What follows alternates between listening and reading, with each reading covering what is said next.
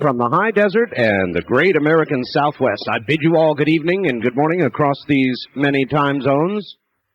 From the Hawaiian Islands and Tahiti to the East Coast and beyond, south into Mexico, north well into Canada, and then on up to Alaska. This is Coast to Coast AM. I'm Art Bell. It is a Friday night, Saturday morning, and we are for a while going to have a guest. And I think you're going to find this fascinating. You've seen it on 60 Minutes, 48 Hours. You've heard about it from the CDC, if you listen. And this morning, you're going to hear about it here. It is this weird trend in America, in the world now, toward new diseases. You've heard about Strep A and the headlines about that, the bug that ate my face or whatever it is. AIDS, and a recent curious announcement by the CDC that there are going to be, they are afraid, lots of new diseases all of a sudden. And they attributed that announcement to the overuse or prescribing of antibiotics, that sort of thing. At any rate, this morning we've got somebody who knows about that sort of thing.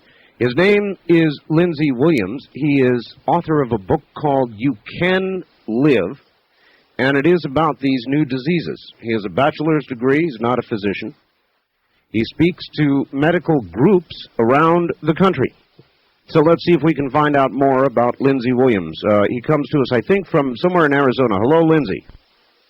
Let's try putting you on hold and bring you over here. How about now? Lindsay, are you there? I'm right here, and thank you so much for letting me be with you tonight. Glad to have you. Lindsay is out in the boondocks somewhere in rural Arizona on a cellular telephone. Is that about right? Yes, Art, because when we finally do get home sometimes, we like some privacy. I do understand, believe me. Lindsay, what got you interested in all of this? Well, 14 years ago, I published my first book. And since then, I've been lecturing literally around the world. And every place I went, I heard the same story. Cancer, leukemia, heart problems, arthritis. But yet, I would travel outside of the United States of America, and I would hear the exact opposite. Send us your sick, and we'll send them home well. I shall never forget Dr. Ernesto Contreras said to me one day in a beautiful hospital outside of America. He said, Lindsay, send me anyone who has been diagnosed as having leukemia, but yet has never been given chemotherapy. And he said, I promise you that within 6 weeks' time, I'll send them home to live a normal life to a ripe old age without any reoccurrence. Then I met a doctor in Scottsdale, Arizona, who has had some amazing histories of doing away with prostate cancer.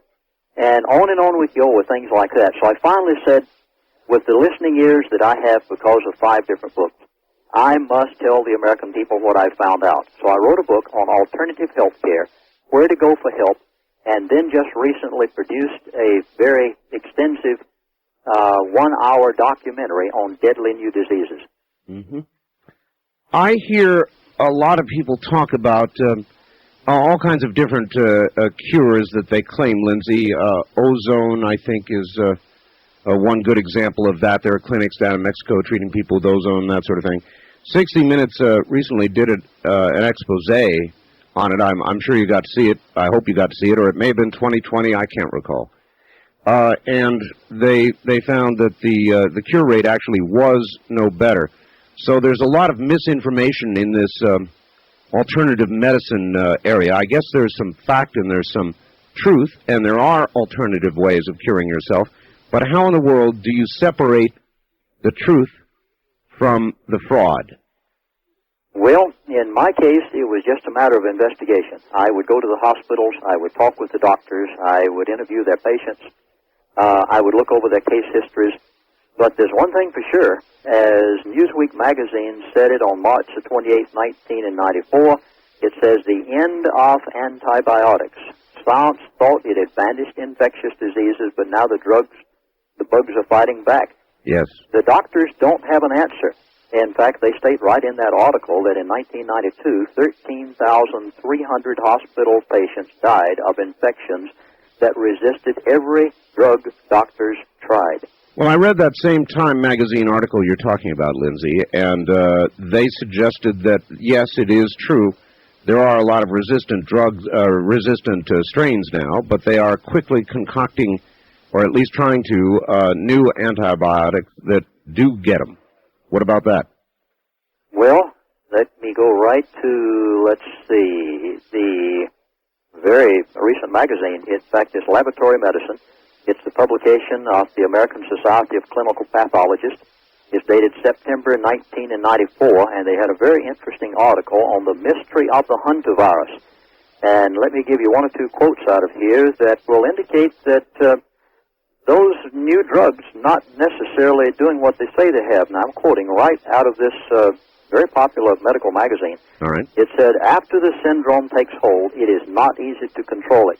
Supportive therapy is the best we can do. Then it goes on to say the FDA has approved a drug, and he says it's open-label drug, but questions remain about its effectiveness. Patients must receive the drug early. This particular strain may move to rapidity for the drug, and it goes on to say that by the time this drug is proven, that it may be 10 to 20 years before they can get a success rate that would be useful to people. And it everything but says that the drugs just are not doing the job, and if you don't catch it within the first 24 hours, you're probably going to die anyway. All right. Talk to us about what is the hantavirus? Well, the hantavirus was better known as the Four Corners mystery illness. It was announced for the first time approximately 6 months ago in the area between northern Arizona on the Indian Reservation in Utah and New Mexico. There had never even been a culture grown of it. They thought they had an epidemic on their hands, which they did. They had no known drug whatsoever that would stop it. And the Center for Disease Control immediately went into action, tried to figure out what it was. It took them days to ever name it, called it finally the hantavirus. Mm-hmm. Now it has literally spread across America. And they're everything but saying there's nothing we can do about it unless you catch it within the first 24 hours. How is it transferred? Well, they say it's transferred by deer mice, but there again, they're not quite sure because there were no deer mice in Minnesota. So then they said another kind of mouse, and then it wound up in Florida, and they tried to claim that some other animal transmitted it down there. And to watch a program that was on educational TV about 3 or 4 weeks ago here in Arizona, they everything but said, we aren't quite sure how many different animals might carry this thing. Is it really new, in your opinion, Lindsay, new to the United States? It just suddenly appeared, or did it, in what way did it suddenly manifest itself, coming from elsewhere, or just suddenly coming into being? Well, that Newsweek article on March the 28th, 94, called The End of Antibiotics, and also in Time magazine, September the 12th, 1994, they go on to say that 40 years ago, 50 years ago, medical science decided it would make a turnabout. It had been using herbs, bark, leaves for years. And all of a sudden they decided they would go to the new magic bullets, the first being penicillin, every kind of vaccination imaginable, and they really didn't know what they were going to do. As a result, the bugs supposedly were wiped out. They thought they had conquered TB. And all of a sudden, the bugs, and the proper medical term for this is a microbial mutation. The bugs decided they would change because they couldn't live in the body any longer, and they mutated. And as a result, we have today old diseases that have become new strains that none of the known antibiotics will touch many of them. In fact, it was quite interesting that Newsweek magazine said by now, nearly every disease organism known to medicine has become resistant to at least one antibiotic. Lindsay, are the bugs going to have the last laugh? Oh, positively. There's no question about it. If man does not turn back to alternative medicine, if man does not go back to what was used for thousands of years, building that immune system which was put in the body. For instance, in a few moments as we get into some very controversial things, I would like to give you right from documents of the government of the United States of America, and I'll tell you where you can find them. You go to any library and get them. The government of the United States of America knows there is a cure for AIDS. They know it. They know it. Sure. In a moment or two, I'll dig out my notes here and we'll read it. But yet, why don't they tell people? Well, they can't. After all, the big drug companies make too many billions. You familiar with Dr. Duesberg? No, I am not. No. All right. He is a University of Berkeley researcher, and he has a theory about AIDS that basically says the HIV virus does not cause it. Yes, I have heard that. Do you hold with that theory, or do you think it is HIV, the causative agent? It's so new, his theory, until I'm not quite sure. I have read some articles on it, but I'm not quite sure which way to believe. I do know that there is, according to the International AIDS Conference in Berlin, Germany, which was held on June the 9th, 1993, and I took it right from their minutes, there is a cure for AIDS, and they know it, but you can't make money off of the cure that they give. Well, what is it? Don't hold us in suspense. What cures AIDS? Here it is. I'll read it verbatim, right out of the minutes of the International AIDS Conference, Berlin, Germany, June 9th, 1993. All right. Quote, a large group of women prostitutes have been discovered in Africa. Each prostitute has had numerous encounters with men who have AIDS. It's true, and yet they have not contracted it. And they go on to state, the last paragraph, scientists will now try to invent a drug which will imitate a strong immune system. I had to laugh at it when I saw this. I said, why don't they tell them to get rid of their white flour and white sugar, go back to eating right, start eating fresh green vegetables, learn how to take certain forms of substances that are natural, that will build that immune system. You can find them in any health food store. I don't have to name any. Yeah, okay. All that makes sense to me, Lindsay. In other words, strengthening your immune system. But I don't know of anybody diagnosed with AIDS, yet cured of AIDS. In other words, AIDS, some live on for a period of time, but AIDS is still detected in their blood. Or is that false? Well, I was in the office of a Oriental herb company just the other day, talking with the president, whose name I would not give over the air. Thank you. And neither will I talk about any type of substance over the air because it's not correct. I will be doing others injustice. But they said to me, we have numerous AIDS patients, people who have tested positive for HIV, who have been using our Oriental herbs for a number of years. They are in remission and have shown no progression. And they showed me the case histories. Dr. Duesberg and I suspect yourself have one thing in common. It was his view that AZT, the traditional treatment for AIDS, is poison, and that AZT is mostly what kills people, murdering the immune system. Exactly. I would concur. You would? With everything I have seen, unless people go to natural substances to put that in remission. After all, it's an immune system problem, so what would you build? Don't tear down the immune system. Build the immune system. Well, I believe with AZT, the patient generally gets a temporary lift in T-cell count, and then it quickly, following that, takes a very steep dive. He attributes the lift in the T-cell count to the immune system battling once very hard back, and that lifts the number of T-cells, and then the immune system begins quick death. Oh, positively, because no drug, no, what should we say, chemical substance foreign to the body is going to build that immune system if it's an immune deficiency. But let's go back again to Time Magazine. Time Magazine, in their article on September the 12th of this year, had a chart which I thought was very interesting, and AIDS is way down towards the bottom of the number of people that die every year. That's true. Diarrhea, way up at the top with 3,200,000. Tuberculosis, 3 million. Hepatitis, malaria, measles, all are before the AIDS death rate. So we have some mutated forms of bugs out there. And, of course, the one most startling now is a new book written called The Hot Zone, talking about Ebola. These are much more drastic than the AIDS subject and are killing many, many more people every year. So we had best figure out a way to do something with that immune system before one of these gets out of hand. All right. Lindsay, do you remember the movie that ran, I believe, on HBO called And the Band Played On? Did you happen to see that? No. No. All right, Lindsay. Well, at the beginning of that motion picture, they showed an incident in Africa, and I'm not sure exactly how it related to AIDS, except to scare the hell out of everybody, and it did that very well, where people began, it may have been Ebola, I'm not sure, people began very quickly hemorrhaging through just about every orifice they have and dying very quickly. That was Ebola Zaire, and it was on 48 hours. About 4 or 5 months ago, they did probably a 20-minute section on it. What is that? Well, I have before me the Dallas Morning News, dated October the 30th. Now, this is right now, almost, 1994. It's a review of the book called The Hot Zone, written by a very reputable individual. I guess he wrote for the Washington Post at one time.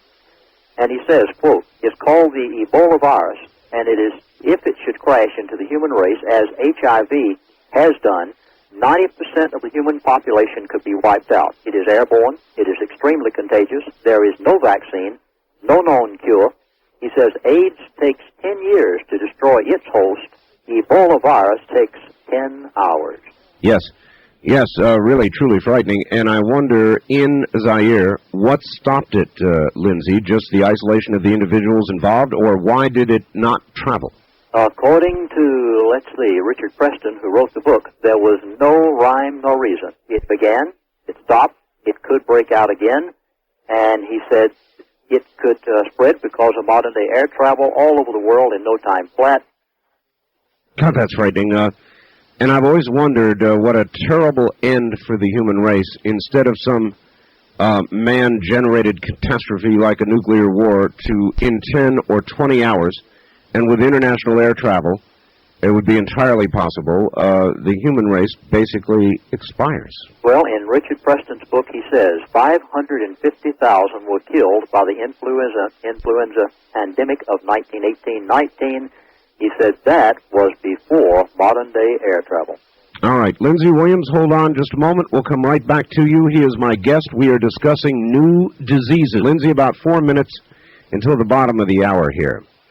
I've got a number of faxes. People knew that you were coming on, and they sent them. And I've got 3 questions from one fellow down in El Cajon, California. I've heard rumors that HIV, or AIDS, is affecting over 80% of the population in the Central African countries. What is the truth? Is it? Yes. From what I hear from people like Lorraine Day, that is correct. I had the privilege the other day of being on the platform with her in San Jose, California. Of course, she is a medical doctor, Oh, yes. one of the leading physicians in one of the hospitals in Southern California. She says that Southeast Asia and many parts of Africa will be non-existent by the year 2000. Well, I think that I may believe that myself. 80%, 8 out of 10, my God. That's literally going to... I know that in Bangkok, for example, the AIDS rate is frightening. Don McElvaney was in Bangkok recently, and when he came back, I think he's been on your program. He has, He yes. made the statement to me. He said, "Lindsay, by the year 2000, Bangkok, Thailand will be non-existent because it's the sex capital of Asia." Mm-hmm. And he said AIDS is spreading so rapidly.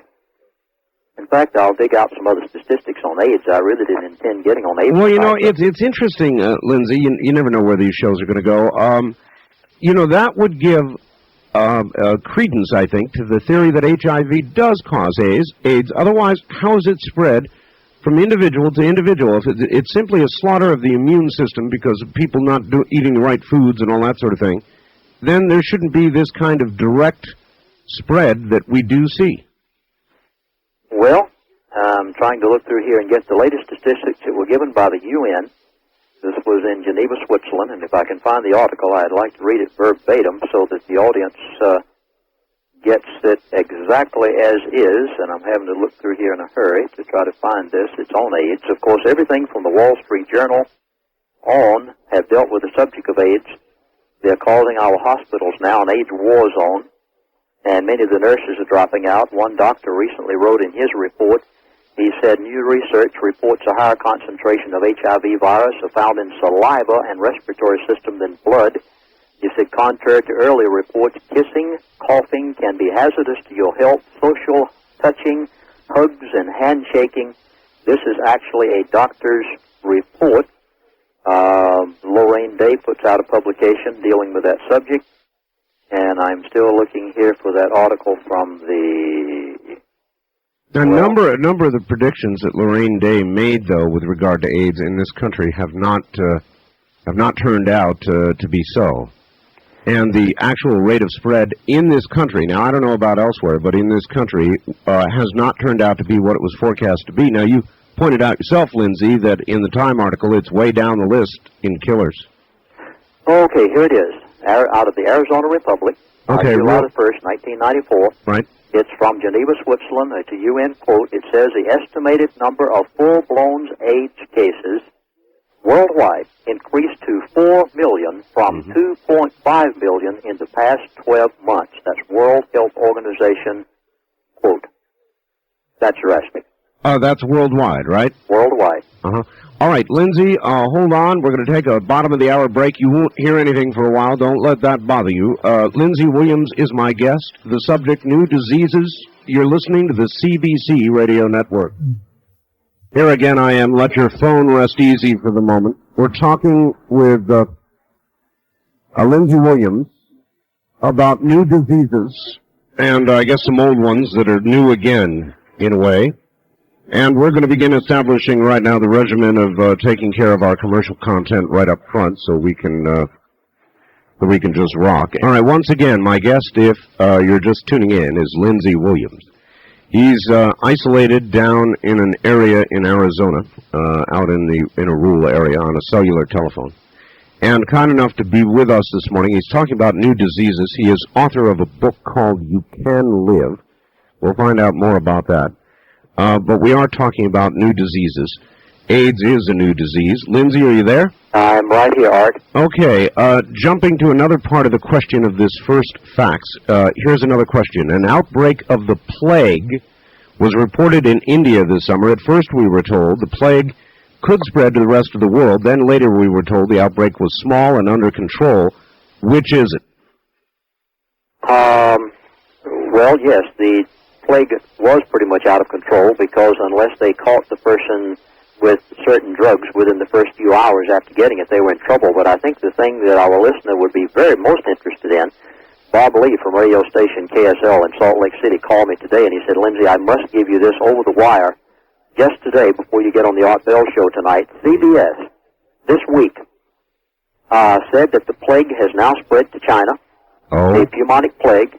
The Korean news agency was the one that announced it, and since it spread into China, of course, naturally, we'll never get any information out of it. Yeah, that is news. I'd not heard that, Lindsay. That just today came over the wires of CBS, and I guess he picked it up off of the, whatever it is, they get special forms. Yeah. And he said an asymptomatic person can be traveling from China or from India to America. By the time they get here, could be contagious with this and spread it all across this land. And it is a drastic thing. Now, how quickly does it spread, Lindsay? Oh, it's airborne. Now, the old bubonic plague had to be spread by contact. This new type of plague, which is called pneumonic plague, is airborne. And the New York Times on September the 27th, 1998 says pneumonic plague, which affects the respiratory system, is generally regarded as a public health emergency, and then it goes on down to say the startling one. Health officials around the world, including those in the United States, have long been known to lie about confirmed outbreaks of communicable diseases, and that's in that tabloid of New York Times. I'm sorry, but I believe that, Lindsay. I do believe it. Did you see The Stand? Movie called The Stand. No. You're not a television watcher, are you, Lindsay? I guess I stay on the road so much lecturing week after week till I don't get to see these All right, movies. well, The Stand, Lindsay, began with the most horrific kind of biological accident you could imagine. It managed to get out. That's how The Stand began. And this plague, they called it the plague, spread quickly around the world and just killed about everybody. Now, help me to understand, you say this new plague is not the same as the old plague, and if not, what are the differences? In the New York Times, it says the difference is that this new pneumonic plague, they're calling it, is airborne, which the bubonic plague was not airborne. That means that a person can cough in the cabin of an airplane, The air, 80% of it is recirculated. I'm a pilot myself, so I know. Mm-hmm. And every person in that plane within a flight from India to America could be contaminated with the new pneumonic plague after it gets into the air system and is airborne. The same with the new strain of tuberculosis, which if you get it, you're dead. There is no known drug will touch it. And in my new videotape, I deal extensively with this new strain of TB, which is deadly. In fact, I was on a radio station the other day, WWDB, with Art, and someone, the producer of the program, said, I would not go to the inner city of New York. Now, that was an hour and a half away from the inner city of New York. He said, I would not go to the inner city of New York for any amount of money because the new strain of incurable tuberculosis is epidemic proportion in the inner city. I said, would you say that over the air when we go back on? He said, not on your life. I'm an hour and a half away, and I could be credited with starting a panic. But Dan Rather had the Bob Arnott, medical editor of CBS, on a few weeks ago, and I wrote down his statement. He said, we are on the verge of a medical disaster. And then the best one yet to come out is Dr. Ronald N. Jones. He's a professor of medical microbiology division of the Department of Pathology of the University of Iowa. And anyone listening who has access to medical periodicals, please get this one that came out this week. It is must reading. It's this week. In fact, I got the blue lines on this. They sent it to me personally because they wanted me to give this out every place I could across America. This article is published in the Diagnostic Microbiology and Infectious Diseases magazine, this week's issue. And this Ronald N. Jones, who is the Department of Pathology of the University of Iowa, a very credible individual, was so perturbed over the new microbial resistance of these diseases until he had 43 labs to participate in his article, which he publishes in that magazine. And in it, he states the following, quote, germ-resistant antibiotics are spreading at an alarming rate in hospitals, and doctors fear pneumonia, blood infections, and other ills will become impervious to anything medical can now throw at them. Routine ailments could become killers. About 85% of the types of bacteria responsible for hospital-acquired infections gradually have developed a resistance to common antibiotics. I mean, this is a startling article. All right, let me try this question on you. It seems a trend. Why is this happening? Why are these strains developing? Is it the overuse of antibiotics? I understand that in the third world, Lindsay, antibiotics are available basically over the counter, and people use them for just about everything. Is that what's causing it? Yes, that's what Newsweek magazine said on March the 28th in that article, The End of Antibiotics. They said, we have overused them for 40 to 50 years. The body, as a result, has become saturated with them. The immune systems have become depressed because of their use, and we give 30% more antibiotics to the animals, and we eat their meat. That's true. And as a result, we have created a medical disaster. Modern-day medicine has created a Holocaust, and it's only a matter of time until it comes in the back door. In fact, it's very interesting. I was sent by a doctor in Madison, Wisconsin, just this week. The University of Wisconsin in Madison has added for the first time this fall a course entitled Infections That Do Not Respond, would you believe? Mm-hmm. And you can take it. It's a 30-hour course and AMA credit, and it's in the University of Madison in Wisconsin. Why? They know that we're on the verge of a disaster, but people don't need to worry at all because there is something they can do if they will build that immune system. They don't have to worry about all of these things. Take responsibility for our own health. I have a 5-point that I urge people to do. Take responsibility for your health.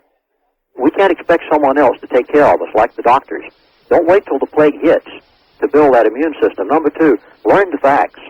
And I would urge you to get a copy of my video, which hopefully we can talk about as we close out the program tonight. It's 1 hour, and it's a 1-hour documentary on deadly diseases. The doctors themselves explain it. People go into the lab and see the cultures being grown.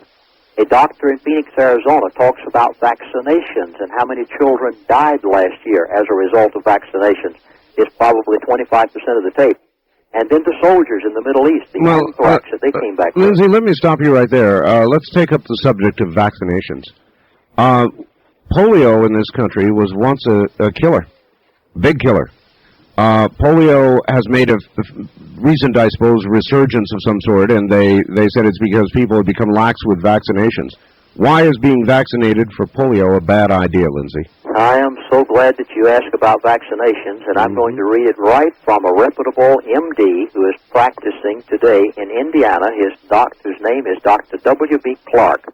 He is a practicing MD. Now, this is not a homeopath. This is not a chiropractor, and I have nothing against those. But this is a man who is a graduate of a medical school, and I'm going to quote from his recent article. Cancer was practically unknown until compulsory vaccination with cowpox vaccine began to be introduced. I have had to deal with at least 200 cases of cancer, and I never saw a case of cancer in an unvaccinated person. And it continues. During the 1950s and 60s, millions of people were injected with a polio vaccine that was contaminated with SV40 virus. They admitted to it, by the way, 20 years later. SV40 is considered a powerful trigger of HIV, the name given to AIDS. And isn't it quite interesting that 25 years later, AIDS appeared on the scene? Now the statistics that you asked for. Yes. Polio. In 1958, I'll give you 3 states. These come out of the state records. In 1958, there was no mandatory vaccination for polio in the state of Tennessee, and they had 119 cases recorded. This is right out of the state records. In 1959, after mandatory vaccination with the polio vaccine, there were 386 cases. Ohio, 1958, 17 cases. 1959, after compulsory vaccinations, 52. Connecticut, 1958, 48 cases. 1959, after compulsory vaccinations, 159. And mothers, please learn what DPT and MMR are doing to your children and make up your own mind and don't let the doctor harass you. All right. Well, that's you know, Lindsay, it gets to the point where what is a mother to do? In other words, who do you believe? There are responsible health officials who are saying, look, we've basically eliminated polio in our time and some of these other diseases, and you vaccinate your children. We have drives to do vaccinations. We have national collection centers for vaccines, all the rest of it. And then we have people like Lindsay and other doctors telling us, no, vaccinations cause problems. What's a mother to do, Lindsay? Well, Art, a mother could do what a doctor just begged me to do the other day when he contacted me from Minneapolis, Minnesota, and said, Lindsay, I am sending you in the mail the little slip of paper that comes in the bottle of vaccine for DPT and MMR. And he said, we never post these in our waiting rooms. But he said, please give this out to the American people everywhere you can. And I have in front of me the contents of DPT and MMR, and over on the side of the little slip of paper that the drug companies send in the bottle of vaccine to the doctor.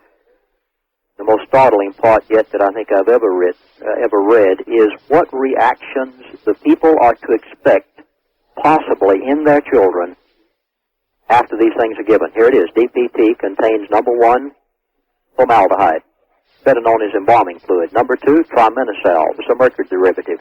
Number 3, sodium chloride and sodium hydroxide. Number 4, nitric acid and hydrochloric acid. Number 5, charcoal, aluminum phosphate.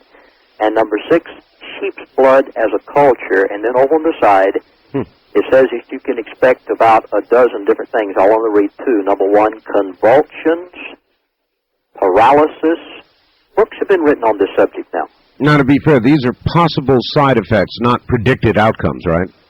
Well, you must hear what a medical doctor, a practicing doctor in Phoenix, Arizona says on my videotape as he gives about a 5-minute oration on vaccines, what they do, why they do it, and how many children died with it last year, and his recommendations as to how mothers can protect their children. Now, this is coming from an MD. And he was willing to be interviewed on my videotape, which, of course, is going all over the country now. And he tells what mothers can do if they decide not to give these shots. What's the substance of it? Is it just good common sense, nutrition, and so forth, and building of the immune system? Is that the answer? That's the exact answer. Mm-hmm. And it works. Can you give us some idea of what you mean when you say build the immune system? If I said, Lindsay, how do I build my immune system? What should I do? What would you say? I would say, first of all, learn the facts. Okay. Read as much as you can. There are many, many books out there on the subject. Then, Right, but I've got Lindsay Williams on now, and you wrote a book, so you tell me, Lindsay, what does a person do to build their immune system? Healthy diet and exercise, I would say, is number one. Healthy diet and exercise. Number two, our soil has been so depleted because of the use of chemicals by the farmers until I don't think it's possible for a person to get the proper nutrient from foods today. You do need to take supplements that have been organically grown and add them to your diet. I would highly recommend herbs, and that will build the immune system. Well, I have taken some herbs, Lindsay, and there are many herbs for many purposes, and I found some that indeed, they do as advertised. They really do work. I suppose there are more powerful herbs. I have one that will aid you to sleep, that sort of thing.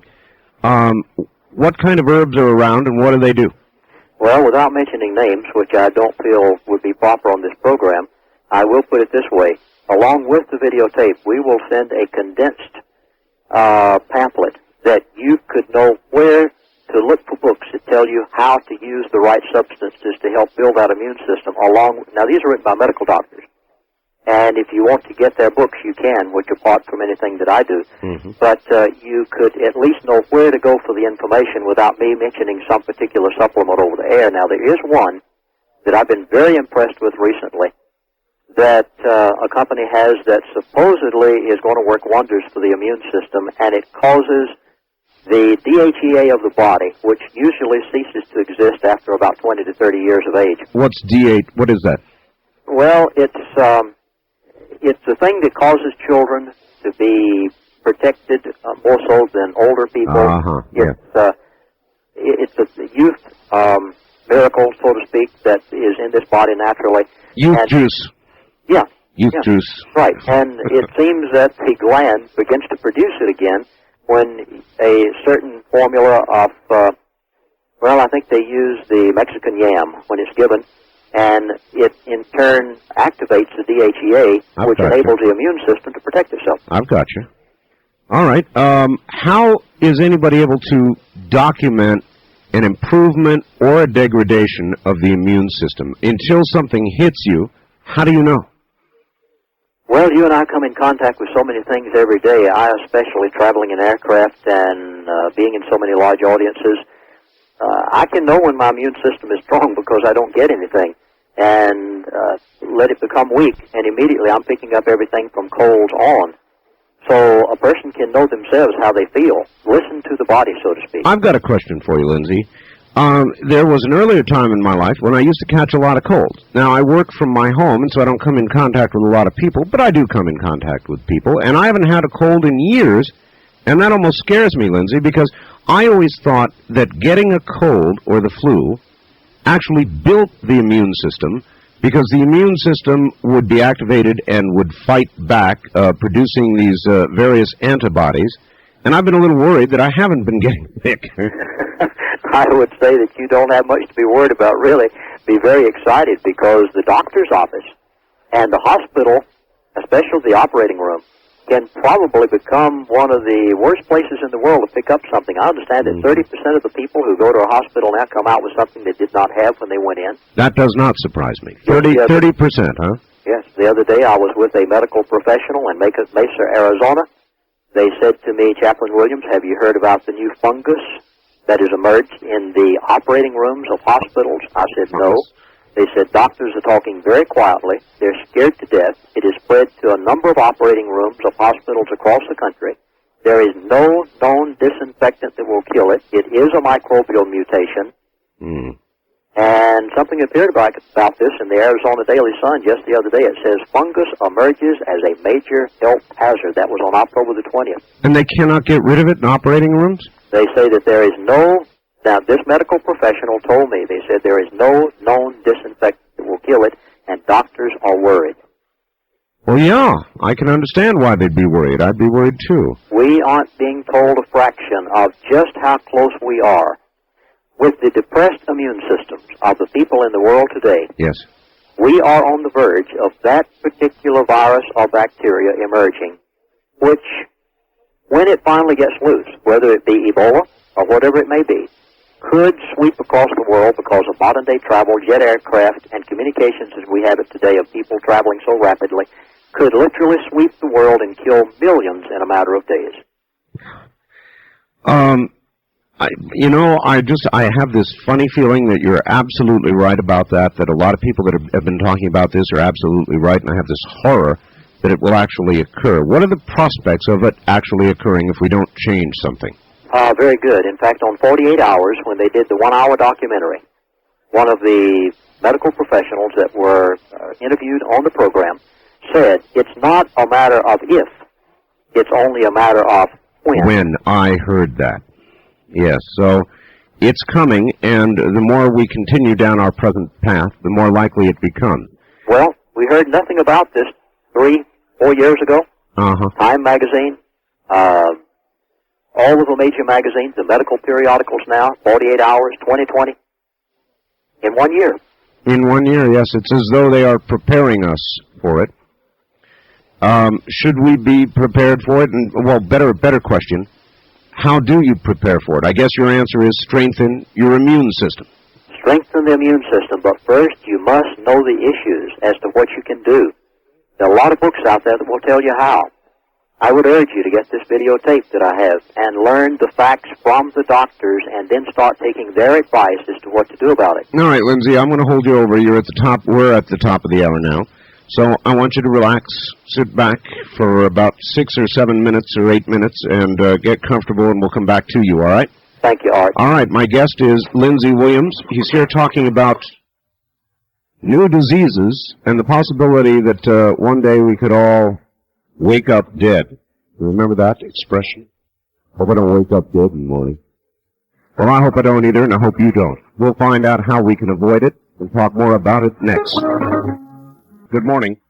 Welcome back to the best talk radio in the nighttime. Live throughout the nighttime, you're listening to America's largest and fastest growing all-night radio program. I'm Art Bell. My guest, if you're just joining us, is Lindsay Williams. Lindsay has written a book called You Can Live. Lindsay lectures to doctors and medical groups about new diseases that are showing up. He's got a bachelor's degree. He's very well informed, and so far his information has been spotlessly documented. And we'll get back to Lindsay in just a moment. He maintains that mankind could literally disappear in a flash of time. 10, 20, 30, 40 hours suddenly gone as the result of some new disease. All right, back now to Lindsay Williams. Lindsay, here's a fax from Honolulu, Hawaii.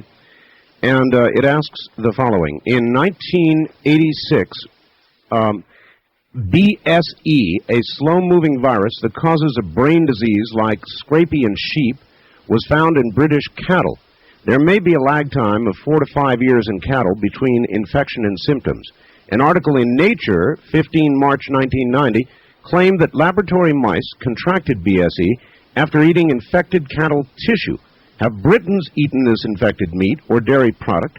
BSE may not be destroyed by cooking. Scrapie can survive a temperature of 360 degrees centigrade.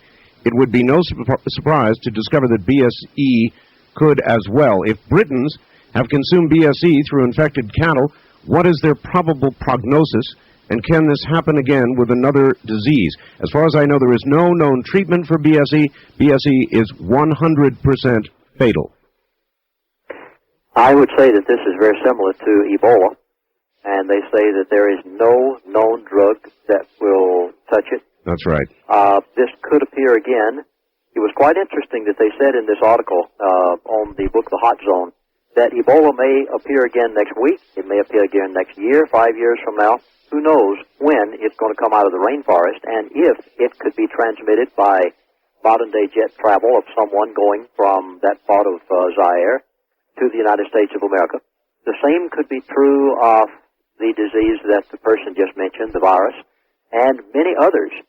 In fact, I was just digging out some things here, and while we were on the commercial break, the November 1994 issue of Laboratory Medicine, again, this is a publication of the Medical Society of Clinical Pathologists, they have a lengthy article entitled Emerging Infectious Disease, the Healthcare Community Confronts a Public Health Threat.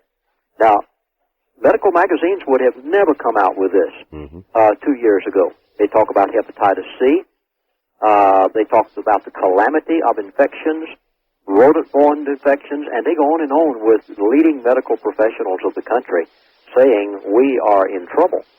You mentioned the rainforest, Lindsay. We're busily, I guess, destroying the rainforest, intruding on it. It's a double-edged sword, isn't it? In other words, a lot of cures could potentially come out of the rainforest. They're afraid of those being destroyed. But disease can also come out of the rainforest, can it? That's what Newsweek magazine said on October the 10th, 1994. I quote, "Air travel creates a frightening factor. It took the Black Death 17 years to travel the 14th century trade routes from China to Iceland, killing 25 million people. Today, a 10-hour flight from Bombay to London airport, an infected person can make the journey without any showing any signs of the plague. And then, of course, when they get there, it appears." All right, but once again, Lindsay, that's with regard to how quickly it can spread. My question was about the rainforest. We're cutting it down, and my question is whether they're inside the rainforest, as we approach new areas of the rainforest, are diseases present in there that man could suddenly contact that he never has before? Yes. In fact, there were a group of doctors here in America. Let me give the title of the book. I have it right here in my notes. There was a book written by a group of MDs in America within the past 6 months that goes on to explain how that this could take place, that we actually are cutting down the rainforest. We do not know what might appear from them. The book is entitled Emerging Infections, Threats to Health in the United States of America. It's produced by a number of MDs themselves and published by National Academy Press. If you can even find one on the bookshelf, a bookstand, they're disappearing as fast as a person can pick them up. And it's amazing how they say that we really don't know what's in that rainforest. And as we cut them down, what might come out of there that could affect the whole world because of modern-day travel. All right. Well, so far I have struck out with finding out whether you've seen various dramas on television. There was a movie called Medicine Man. Did you happen to see that? We're striking out again.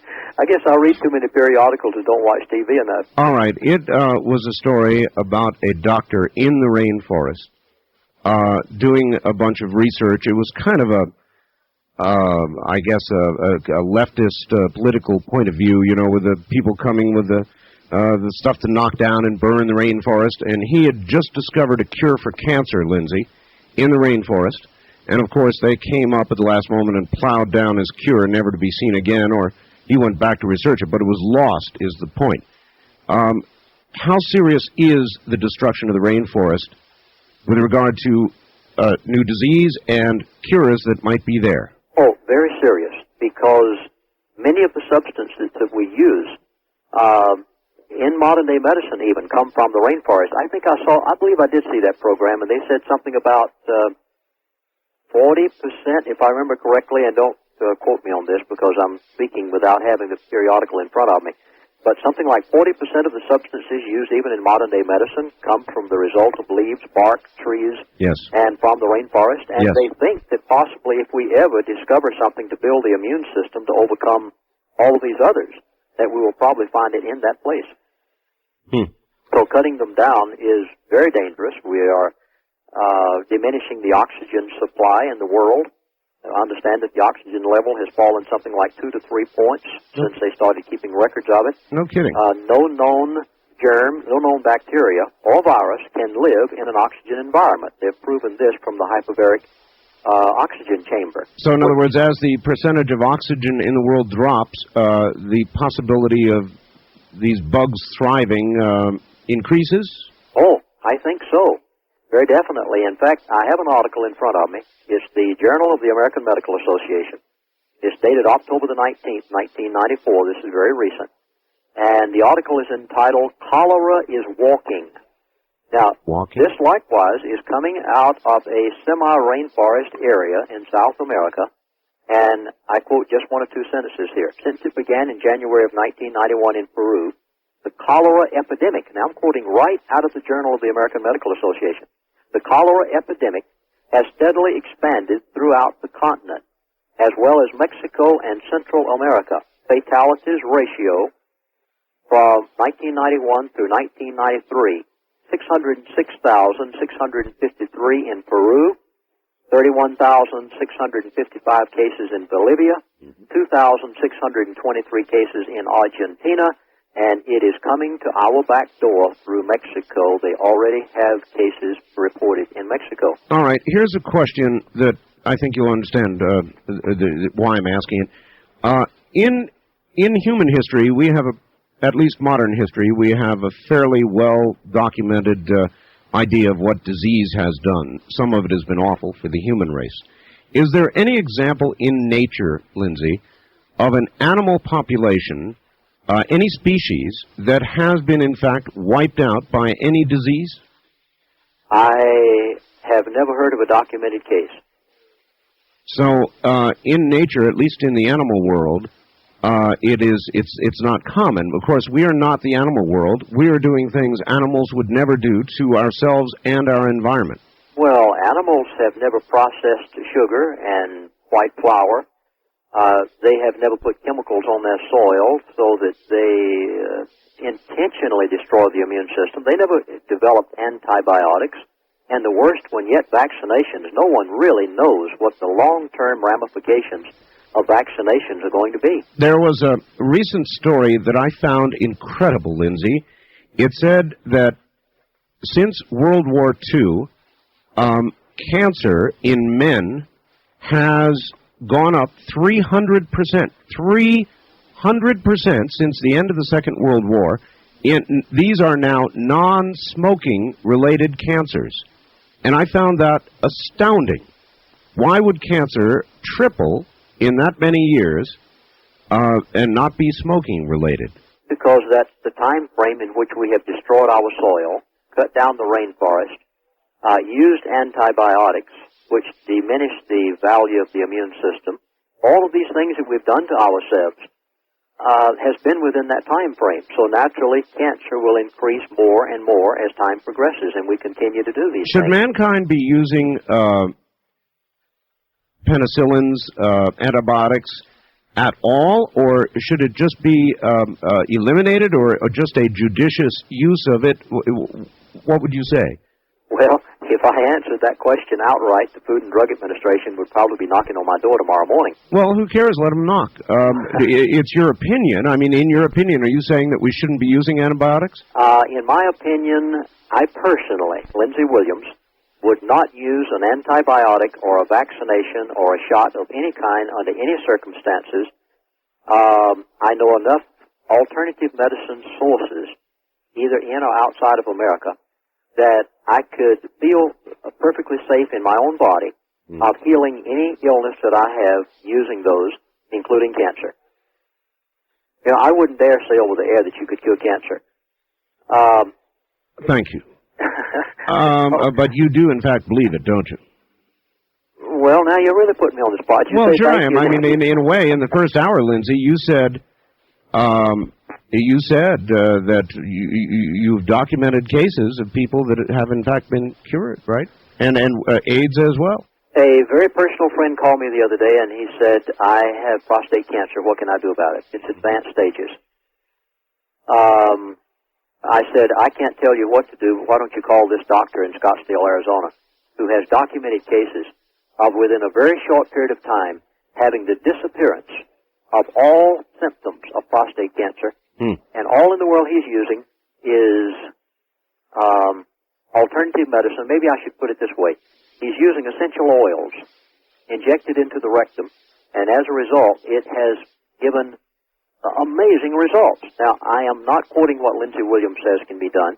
This doctor has documented cases and appeared just a few weeks ago on a certain company in America on a hotline whereby he said this to thousands of distributors all over the country and said, send me anyone who has got prostate cancer, and he said, we feel certain that we can take care of it and disappear it within a matter of weeks. All right, so the guy goes for the oils. What kind of documentation, A, of the original diagnosis is present, and B, what kind of a documentation of a significant change or remission or whatever of the prostate problem is there? In other words, what kind of documentation does he have? The two documented cases that I saw, one, it was of the person's own family. They had been diagnosed by an MD. They had made all tests necessary to prove that he had advanced prostate cancer. Mm-hmm. And approximately 6 weeks later, he went back to the same doctor after going through this non-aggressive treatment. And I say non-aggressive because it did not affect the immune system. If anything, it built it instead of destroying it. And 6 weeks later, he went back, and the doctor said, I don't know what has happened, and I don't know what you've done, but whatever it is, there are no signs whatsoever of prostate cancer. Well, I don't dismiss what you're talking about, Lindsay. I think it is entirely possible these kind of alternative treatments do work. As I said to you earlier last hour, though, it's very difficult to separate the wheat from the chaff and the good treatments that work from the fraud, and there's plenty of the latter. There's plenty of fraud out there, and I guess that's what you try to do, is separate these. Is that right? Well, that's my business, and that's the reason I'm asked day after day after day to lecture across America, is because I've tried my best to intelligently sort out what is right and what is wrong. I have gone to the hospitals, I have talked with the patients, and I'm an author. My only job is to tell the American people what I find, and I think I can be much more honest that way, because if I were an MD or a practicing physician, I could not say many of the things that I'm saying on the air tonight. Oh, I know. Why? Because I have a license. And if they have anything they can pull, then they come after you. You're absolutely correct. You mentioned aggressive treatments. Well, the traditional conventional wisdom treatment for cancer is chemotherapy or radiation or a combination of the two. And this extends to a lot of other diseases. In other words, the cure, it's many times a race to see which kills you first, the disease or the cure. And they are kind of big, blunt instruments where you go and you kill cellular material, quite a bit of it, and I guess you try and kill the cancer before the cancer kills you. Is that about right? Well, either burn you up with radiation, or pickle you with chemotherapy, or cut you apart. And in the meantime, they make, as a member of our distant family recently had, leukemia, and by the time they got through with all the bone transplants and everything else, they died, and it's been over $200,000, and the doctor really gave them no hope when they started.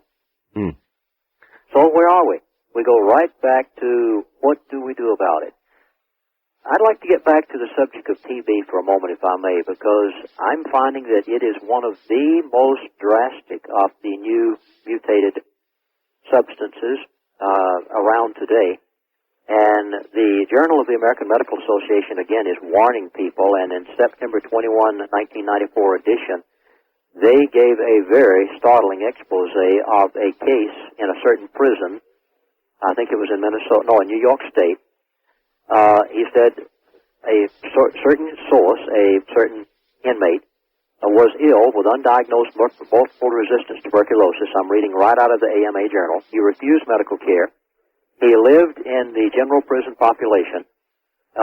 There he transmitted the disease to other inmates and exposed 96 out of 306 inmates. 30% of them showed tests of having contracted the new strain of TB, and I think something like 28 of them died. And what they're saying is that this new strain of tuberculosis is so deadly and so lethal that it is spreading around this country, and in particular in the inner cities of our country. And if the immune system is not strong, and we've not eaten correctly and taken care of our diet and the way we live, we're in trouble when we come in contact with airborne substance, and especially when we're traveling in aircraft where air is recirculated in airplanes. Seen a number of stories about that lately. Oh, American Airlines recently thought they had a suit on their hands because a known person on the airplane later was found to have the new strain of TB. And a number of people found out about it, and I guess American Airlines came very close to a lawsuit. I don't know what finally happened to it. I was in, here's one that I have the two papers right in front of me. I would think, though, that in order to be successful in a lawsuit of that sort, you would have to show malice. In other words, that American was aware, or any airline was aware that there was this disease and intentionally put people in danger, and I think that'd be a rough road to hoe.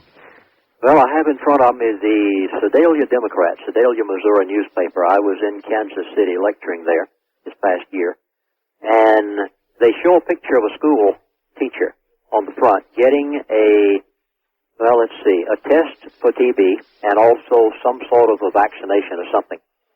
I was back in the state 2 months later, actually speaking in Sedalia, Missouri, short distance from Kansas City, and I again picked up the newspaper off the stand. Now, exactly 2 months later, toward the back of the newspaper, I quote, Garden City, Kansas, a tuberculosis outbreak in Finney County is worrying health officials, including one who says that the situation is nearly out of control in 2 months' time. It seems that Kansas and Missouri, for some strange reason, have a major outbreak of the new tuberculosis. And many of the inner cities of America likewise have the same. One doctor in Orlando, Florida. Well, I've got a lot of people listening right now in Kansas and Missouri that are not going to be happy to hear that. When was this? All right. The first newspaper was dated August the 31st, and the second one was dated... Of this year? 1993. Mm-hmm. And the second one is dated October the 27th, 1993, just a 2-month period. And it's spreading in the schools. Of course, you probably noticed in, let me dig it out here right quick, in what was it? Time magazine, in their article, they talked about the outbreak of tuberculosis in a certain area of California. Let me read this one. Newspaper accounts publicized a startling flare-up of tuberculosis that was first detected last year in a high school in Westminster, California. Now, this is right out of the Newsweek Time magazine. All right, Lindsay, at that point, I've got to hold you up for a moment. Relax. We'll be back to you after the bottom of the hour break. Lindsay Williams is my guest. His book is You Can Live. He talks about new diseases, and we're going to continue doing that. Is this appropriate bumper music or what? We're coming back from the break, and we'll open the telephone line. Stay right where you are. You're listening to the CBC Radio Network. Good morning. Welcome. My guest is Lindsay Williams. See, I couldn't resist that music. And he's talking about new diseases. He wrote a book called You Can Live. He has a videotape. We will find out about that. Also, right on target, this. Here is, we're going back now to Lindsay Williams. Our dear guest warned of problems with vaccinations and went so far as to warn mothers to avoid having their children vaccinated. However, here and in many other areas, a child can't even be registered for school without presenting a doctor's certificate proving the child has had certain vaccinations.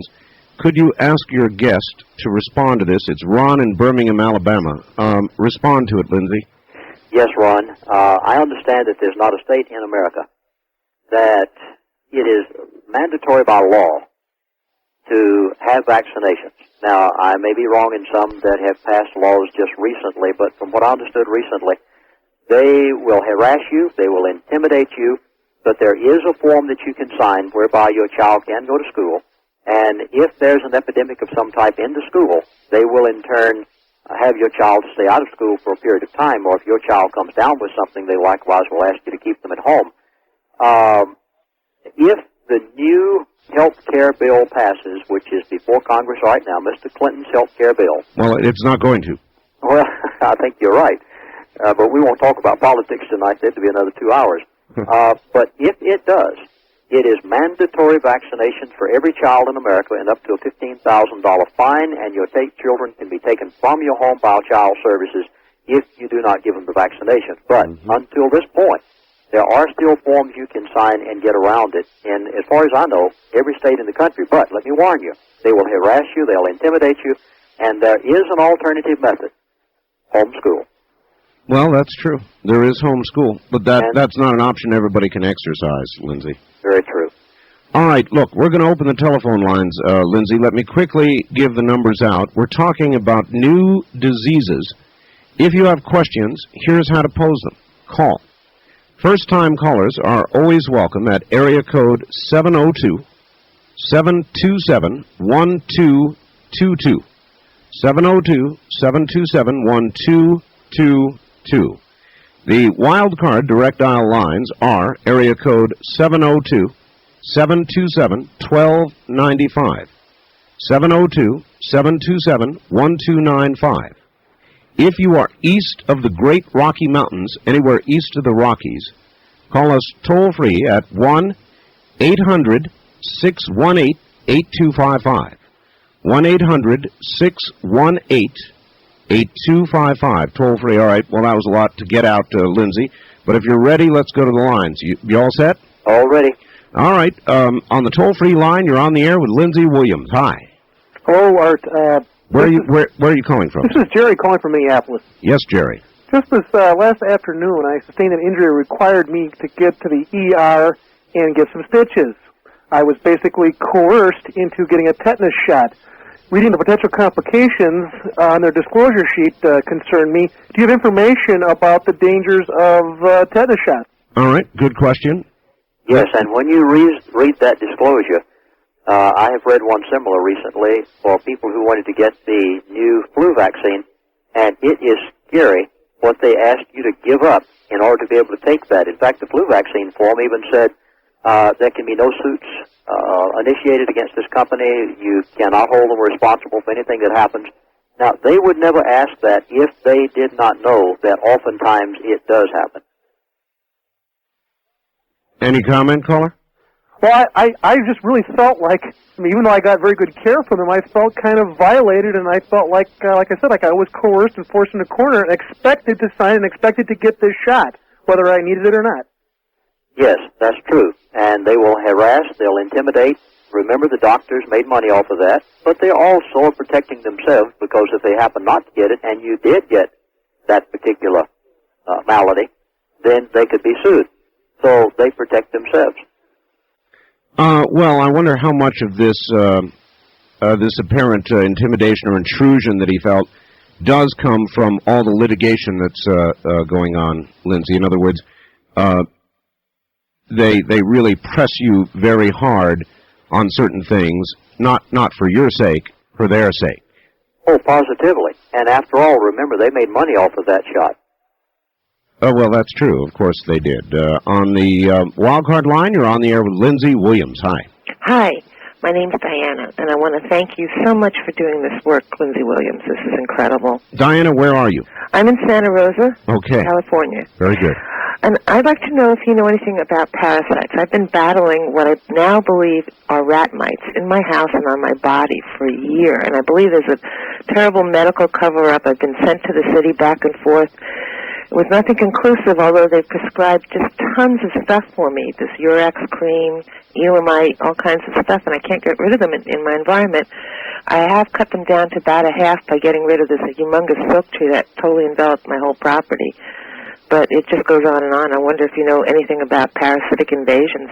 Yes, I have heard much about that lately. In fact, there are a number of doctors around the country who are treating that particular thing, and they have most of their practice in dealing with it now because it is so predominant. How? So you're not by yourself. Well, you're where do I along with get a hold thousands of of others out there. You are with thousands of others who are having the same problem, and I do quite often hear about it. I've been given the runaround by the city, by the county, the Department of Ag. I've been told I'm delusional. I've heard remarks outside the door, yeah, we see some kind of eggs, but nothing conclusive, and then they come in and say, nothing's wrong with you, but we'll give you 40 tubes of Urex cream. No, it is for real. Don't let them tell you that it's a figment of your mind or imagination. And many doctors would be more than happy to help you know just how realistic it is, because thousands of people have the same problem. I've spent $3,000, and I've been to at least 12 different doctors, and I can't find one. All right, ma'am, we're going to hold it there. Lindsay, as you well know, we must be careful, and we cannot do will not do any diagnosis on the air. You are not a doctor. You don't prescribe, and you cannot prescribe here on the air, and I want the audience to be careful not to put you in a position of even asking. Yes, I would not give any names out on the air. All right. On the toll-free line, you're on the air with Lindsay Williams. Hello. Hello, this is Sarah from Columbia, Missouri. Columbia, Missouri, yes.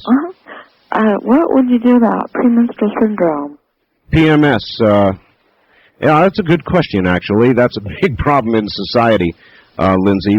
PMS really is. Any comments on it? There again, if I commented, I'm sure as a listener would like me to, I would be diagnosing. And you must understand that as an author only, I have centered most all of my attention on the new microbial mutations rather than on particular ailments of a person's body. All right, while we're on that subject, then I'll turn you from that and turn you toward the new bug that ate my face, this awful strep thing. What's going on with that, Lindsay? Oh, you mean the new flesh-eating disease? Yes. Oh, it definitely is a reality. It is still active. And quite interestingly, it is another mutation. Now, they say it's been around for a long time. Ah, yes. That's it. I have this feeling they're lying to us about this stuff. It just is too weird, Lindsay, and I think they would automatically lie. In other words, they want to, at any cost, it seems like, or even the cost of the whole human race someday, avoid panicking the people. Well, yes. And, of course, let me read two articles that I just pulled out here, just briefly tell you what they said. The first article that ever came out on that was June the 10th, 1994, and it was, let's see, I guess it was the day prior to that. No, the New York Times, first article ever came out with it, and they announced it on September the 8th, 1994, and they said that the flesh-eating disease was a virus. Right. The very following day, or just a few days later, they came out with another report and said it's a bacteria. Then they came out later, after they had time to grow some cultures, and said that it's a bacteria that contains a virus. Now, the truth of the matter is, it's a microbial mutation. It has been around. They're exactly right. It's been around for hundreds of years, known. But when it mutates from one form to another and becomes a literal new disease of which they've never grown a culture before, then they have to think up a new name for it. And in the case of the flesh-eating disease, they said, sure, antibiotics will cure it. And I immediately called a doctor friend of mine in Vero Beach, Florida, and I said, well, will antibiotics take care of it? He said, sure. I said, how long does it take an antibiotic to take effect? Oh, he said 24 to 48 hours. He said, that's where the problem is. He said, within 12 hours, you can be dead with the flesh-eating disease because it eats 1 inch per hour. So what good does the antibiotic do? Now, could that, whatever it is, mutate to the degree that an antibiotic would not be effective in 24 hours or 100? Oh, positively. In fact, in Fortune magazine, and it's quite interesting that a magazine like this would carry a medical article, but it was September 1993, I believe it was. It called Killer Microbes. Bacteria have developed a scary resistance to antibiotics, spawning deadly infections doctors sometimes can't treat.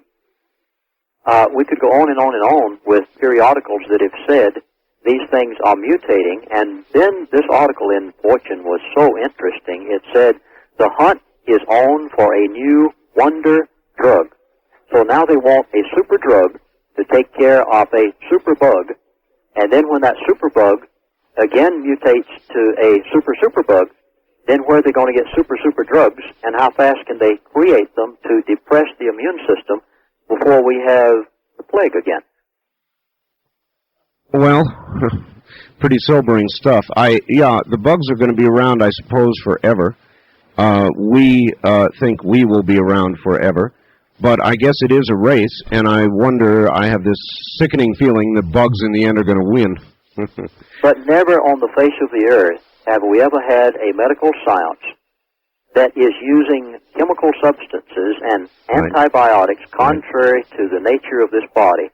Therefore, we have created a monstrosity today that no medicine in all of history has ever encountered. But the people out there in the listening audience really have nothing to fear whatsoever, because the Lord put in these bodies when He created them an immune system, and if that immune system is allowed to operate correctly, we didn't have these mutations in the past because the immune system did that job.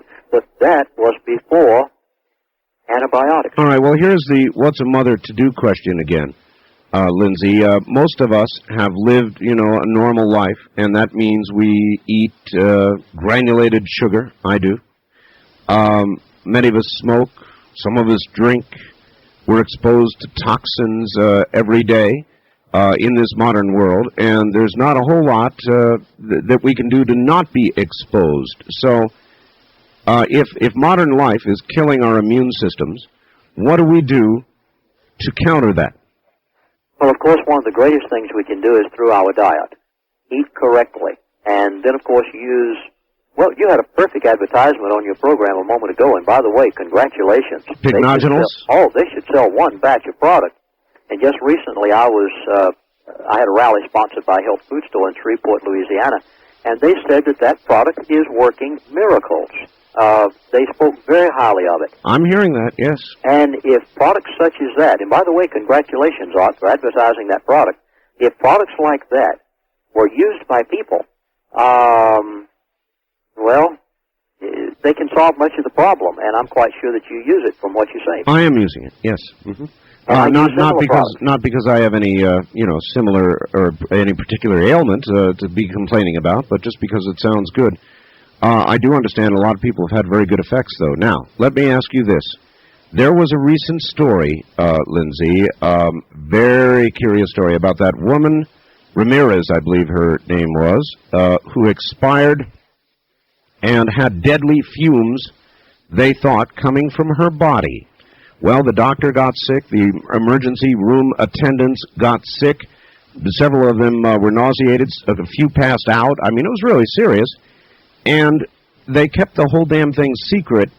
Then they came out, and they said, well, we think that it was mass hysteria, that one person got sick for some unrelated reason, everybody else got hysterical, and they got sick too. That seemed ridiculous. So they came out then with another explanation, saying that no, now we think it's sewer fumes, and that somehow got into the room where she was being worked on. And now finally, yet another report that says no, her blood had some kind of chemical in it. When it mixed with oxygen, it caused what was in essence a biological warfare agent, making those people sick. I don't trust them, Lindsay. They lie. They don't tell us the truth.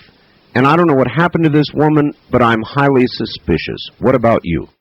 The truth of the matter is, we will probably never know the truth. And an explanation is the Denver Post, dated August the 13th, 1993. Mm-hmm. It seems that the editor of the Denver Post went to the Department of Health in Colorado and said, many of my readers are wanting to know about the hantavirus. How many states has it spread to, and how many people have died from it? And I'm going to read right out of the Denver Post, which I gave you the date on, what the reply that's in quotes by the Department of Health individual. He said, we don't want people to get hysterical, therefore I will not answer your question. Now, it just so happens I had this one in front of me. I used it in my lecture. That's right. Really just such a comforting answer. We don't want people to get hysterical, so I refuse to answer. The truth of the matter is, great. Because of people like you, and radio talk show hosts are doing the greatest job of telling the American people the truth of any class of people in America. And I say congratulations, because you allow people like me to get on the air and tell what I find as I travel from city to city around America. And you expose the truth as it really is. So keep up the great work, and this is probably the only place that some people are going to actually get the truth. Well, it may be, but there's no guarantee of that, Lindsay. In other words, we are a forum, and I'm glad that we are here, and I'm glad that we can do this kind of thing in America, and it's what freedom of speech is all about. But listeners also have to be cautious that what they hear here from Lindsay Williams or a caller or me is not necessarily the gospel according to anybody at all. It could be absolute baloney. Well, you may have noticed that I very, very meticulously through this entire 2-hour program have been extremely cautious to document. I agree. Your documentation has been flawless. On the toll-free line, call us toll-free at 1-800-618-8255. Pittsburgh, Pennsylvania. No, let's try it again, my friend. One of the things we don't allow in this program is for people to use their last name. So give us your first name and where you're calling from. This is Terry, and I'm calling from Pittsburgh, Pennsylvania. Very good. Okay, I'm calling about my mother. She has been doctoring with Guillain-Barré and what's the other? And Sjogren. It's something to do with the immune system, and they have her on steroids. Did you ever hear of any one of these two diseases?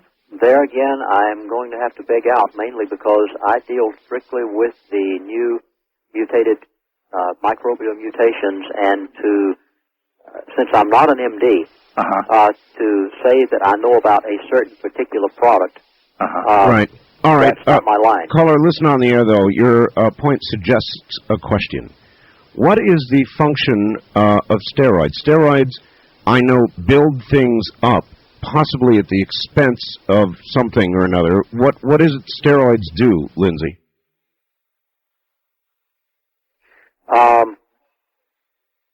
There again, I'm going to have to beg off because we're dealing with a particular product. No, we're not. Steroids are a group of drugs. There are many, many different types of steroids. You know, like the athletes use them for bodybuilding. They are given to people with asthma, for example, to build up the lungs. There are steroid inhalers. There's all kinds of steroids, and I guess they build something. Yes, I've heard a lot about what has happened to the athletes who have overused steroids. That's right. And, of course, it has caused some major health problems for them. No question about it. Toll-free line, very, very quickly on the toll-free line with Lindsay Williams. Are you there? Yes, I am. I have two questions. Okay, where are you? New Orleans. New Orleans. All right, what do you have? What to do if you have to have mandatory vaccination for schools, and also my husband's epileptic and he can't do without his medication. And I'll hang up and listen. All right, thank you. A lot of people like that, Lindsay. They take medication for this or that, and they've got to take it for their condition, or they think they do. What would you say? That they're going down the wrong track? Definitely do what your physician says. Don't stop your medication. At the same time, start looking for alternative methods of things that don't necessarily hurt the body, that would help that immune system. Well, that's good advice. We're going to again hold you over, Lindsay. Stay there. Lindsay Williams is my guest. He's talking about new diseases. We'll do another hour. This is CBC. Good morning. I'm Art Bell. We're talking with, yes, I've got a guest. His name is Lindsay Williams. He has written a book called You Can Live. He has a videotape. We haven't talked about that yet, but we will this hour. We've been talking about new diseases. That's the subject.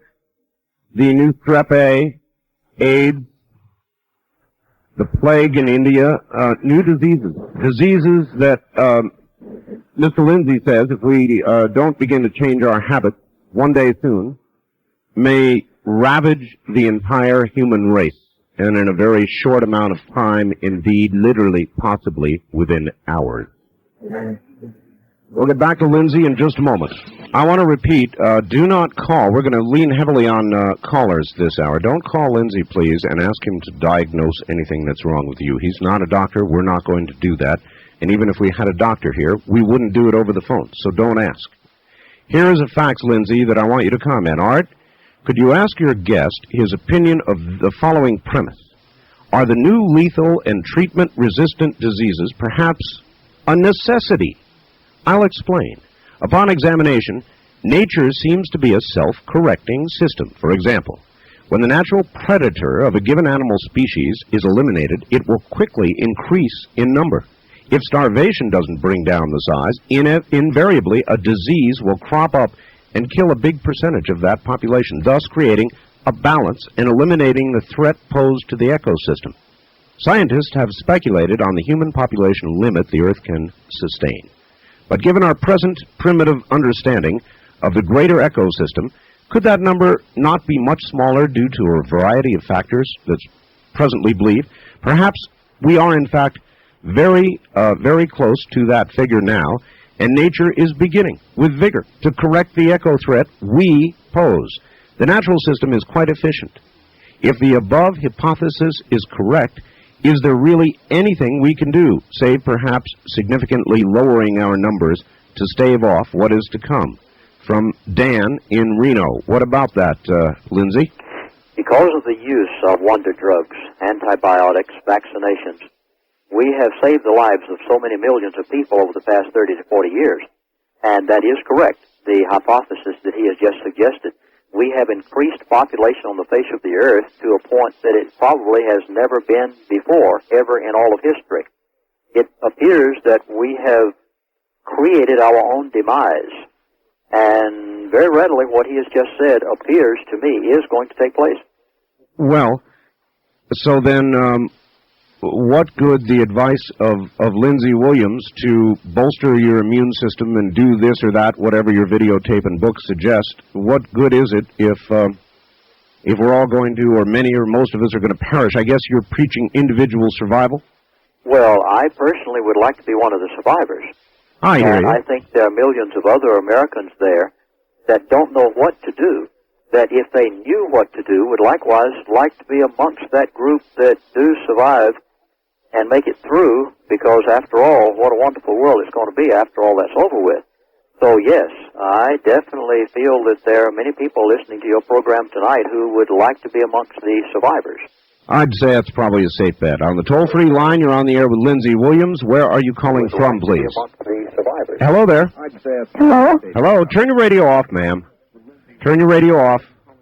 No. Okay, just a minute. Okay. All right, where are you calling from? Boardman, Ohio. Okay, welcome to the program. Do you have a question? Yes, I was wondering if your guest...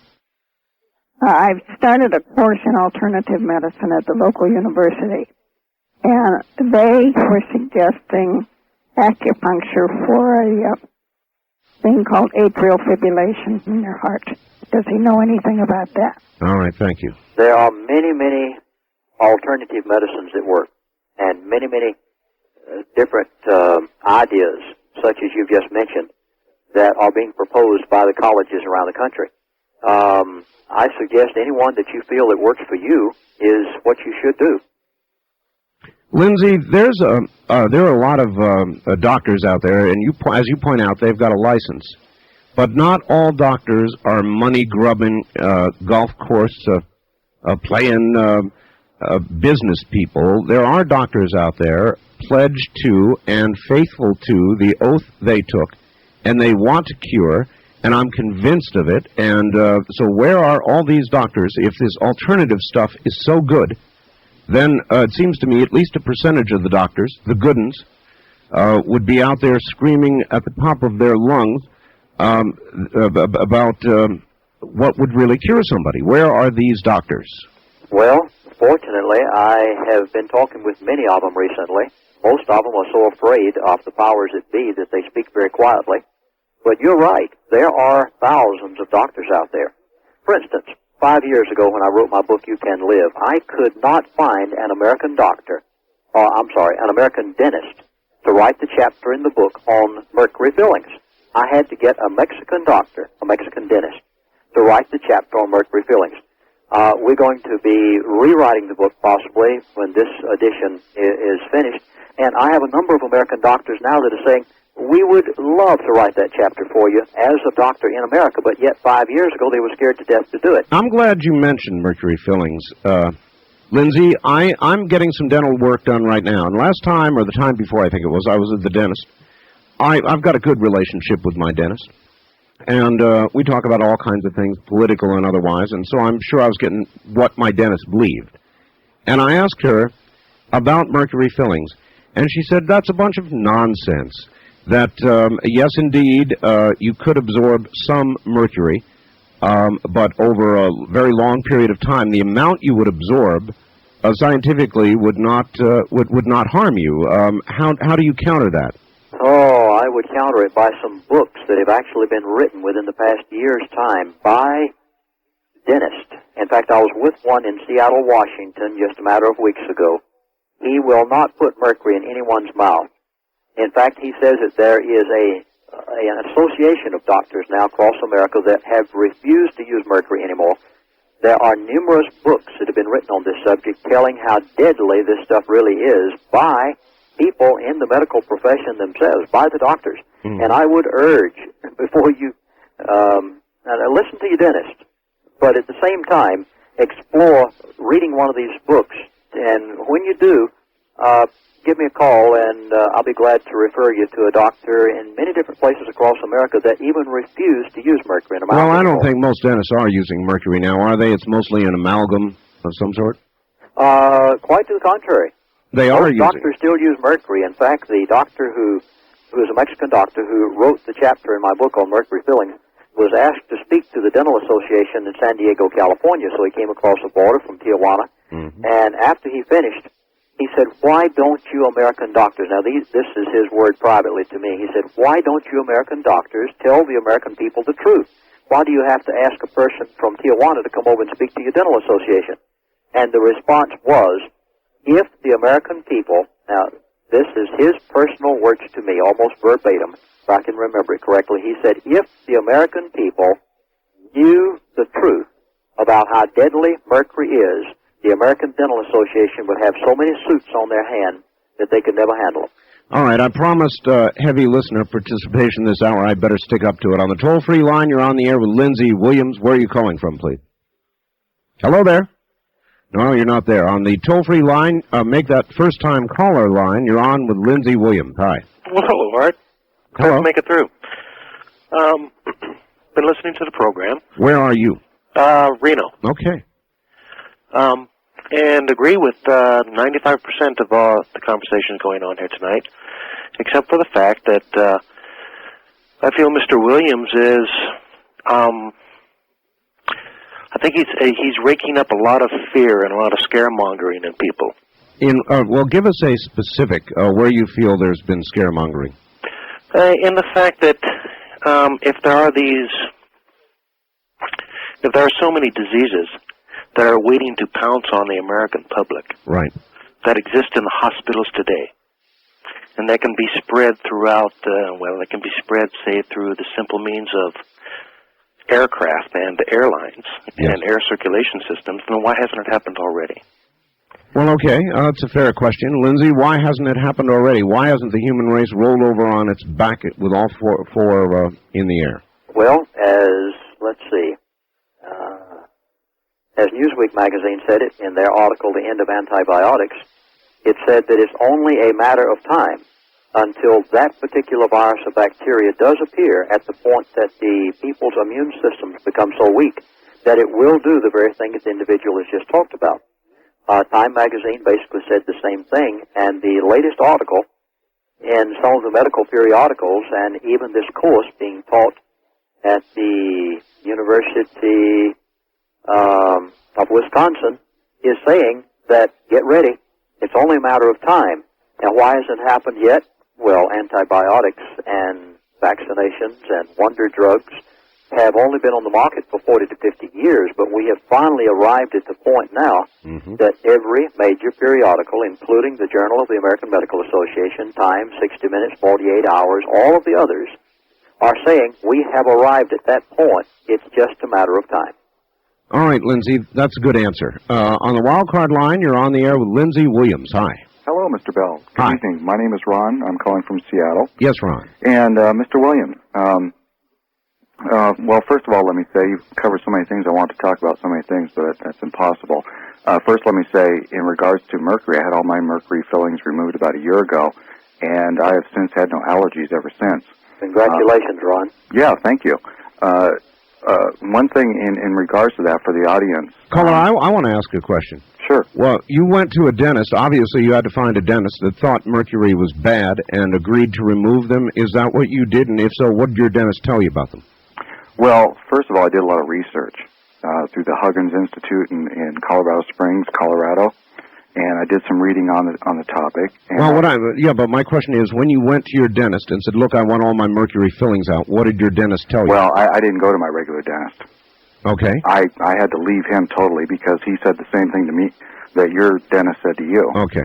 That there's nothing wrong with him, etc. So well, I don't want to name, but I mean, how did you finally find somebody? I did my research and read some books, and I finally found somebody by contacting the Huggins Institute in Colorado Springs, and they have a list of dentists that do not put mercury fillings in people's mouths. All right, and you sought to have these removed because you thought they were the causative agent of your allergies? Well, not necessarily that they were the cause of my allergies, but I also had suffered from depression for a lot of years. And so I felt it was worth the try, and it was worth spending the money. And you're saying it worked? It definitely worked. Lindsay, why would we not think that it would be a sort of psychological placebo? Depression is a mental condition, and he thought it was caused by that, had it removed, and how can we not know that it's just a placebo? Well, I think each individual is their own best doctor by knowing yourself and knowing right. As a person. Okay, sir. That's a fair question. Lindsay, the question goes to you, though. Because a dentist who knows the issues, many of whom have written books on this subject, know the chemical makeup of the body and how that mercury is affecting it even into the brain. And when you read after some of these doctors, they say it positively is not a psychological thing at all. It is for real a chemical process that takes place in the body that is affecting them to cause that. All right, good enough. On the wildcard line, you're on the air with Lindsay Williams. Hello. Hello, Mr. Williams. I'm familiar with your works out of Seattle, Washington Prep Expo. Yes. And I did was on the last self-run. I also had my amalgam pills taken out in the last year through the Helen Huggins Institute, notified me a doctor in Seattle.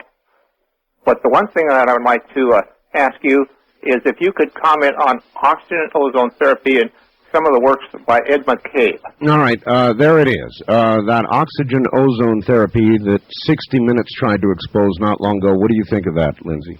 I have seen some excellent results from it. I have never tried it myself.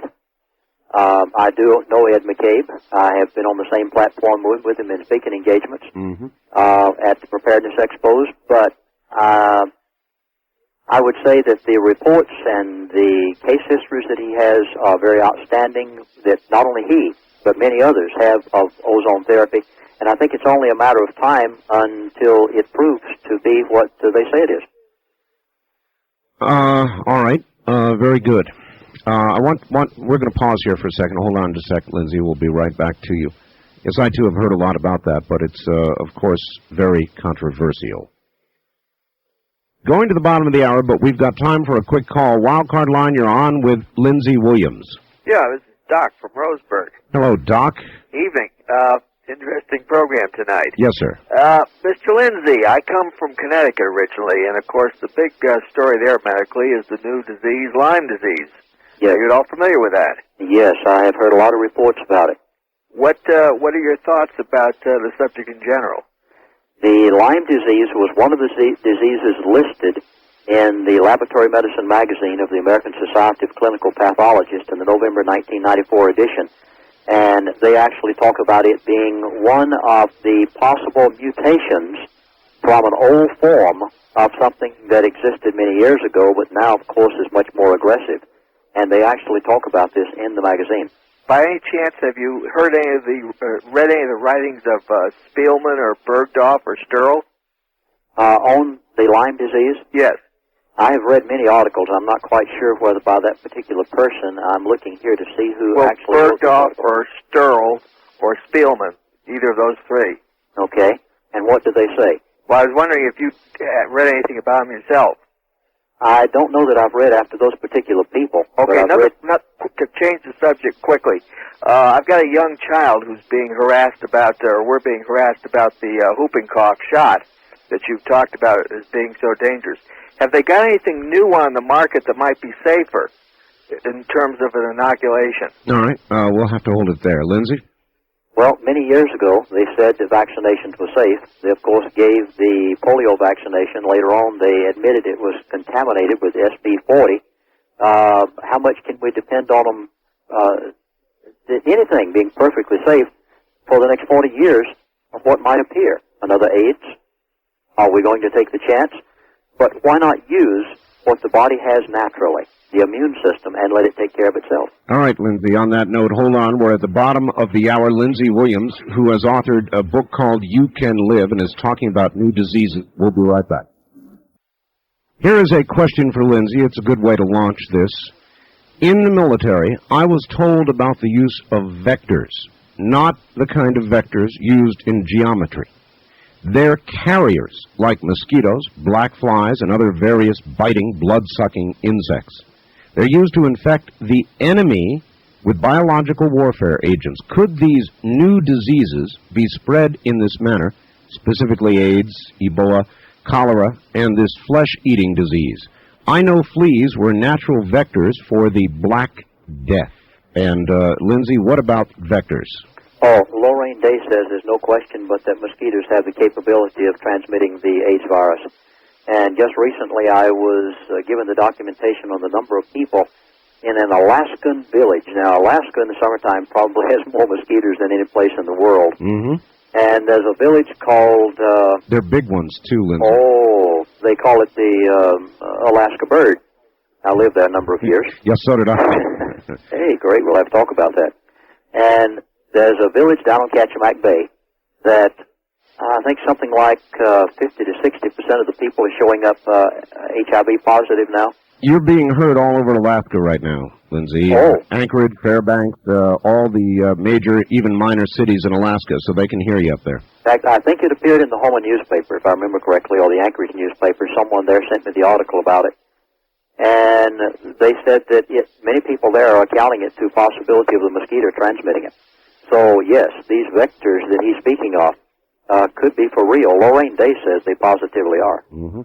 On the wild card line, you're on the air with Lindsay Williams. Hello. Hello there.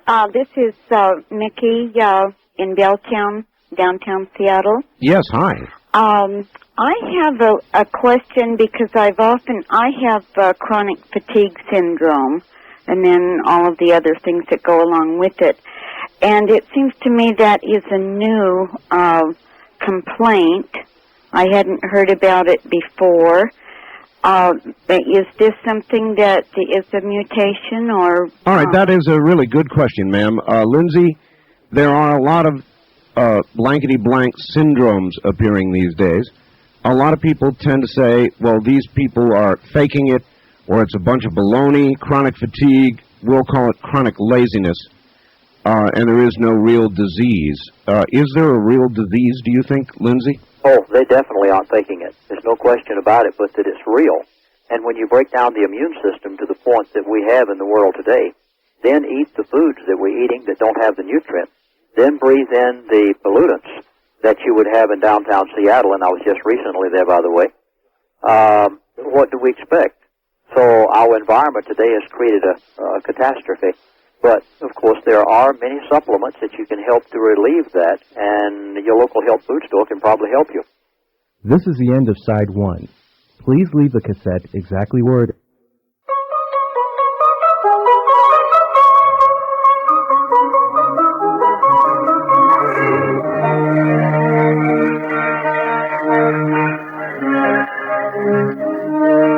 We continue with your call to the Kingdom of Nye and Coast to Coast AM with Art Bell. Now here again is Art. Here again, I am back to Lindsay in just a moment.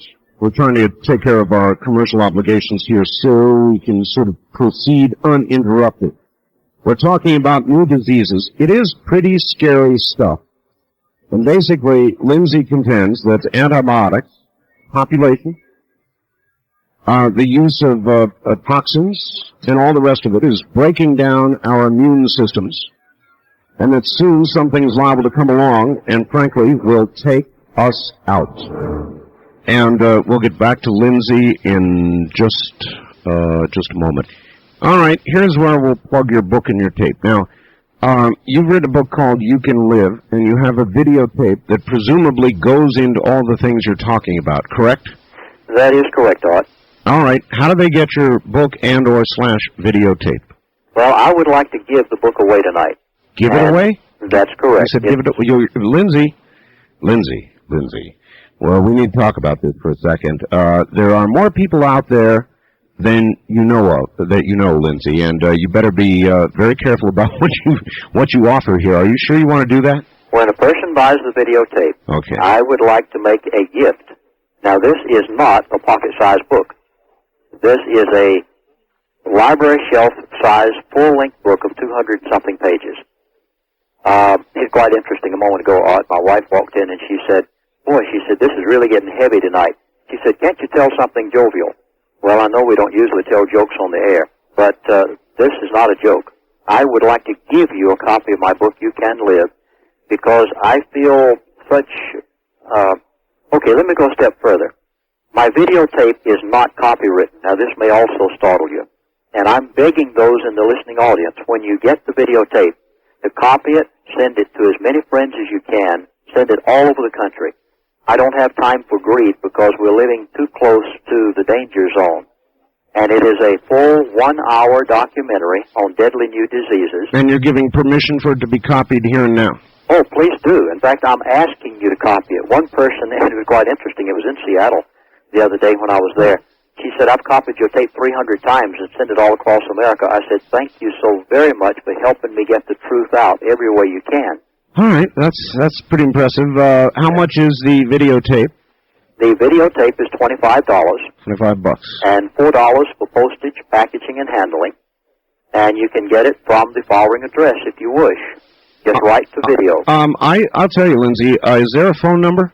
Oh, there is a phone number. All right, you're going to have a lot more luck giving out the phone number than you are the address. Well, the phone number is for credit card use only. I see. Okay, well, we'll take both. First give me the phone number.